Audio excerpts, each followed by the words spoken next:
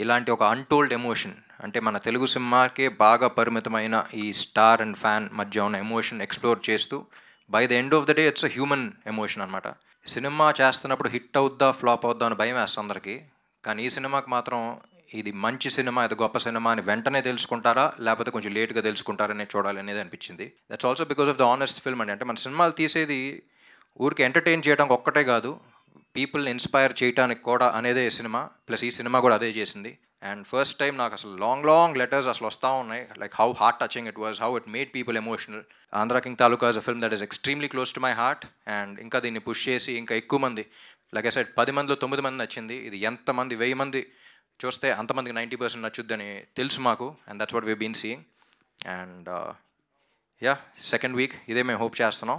And we hope the film will lot of people will come and lot of people will experience this beautiful emotions on the big screen. ఈ Telugu cinema lovers అందరికీ రండి, enjoy చేయండి. మళ్ళీ ఈ point మీద సినిమాలు వస్తాయో లేదో కూడా తెలీదు. 'Andhra king Taluka' is one of a kind and will always be one of a kind.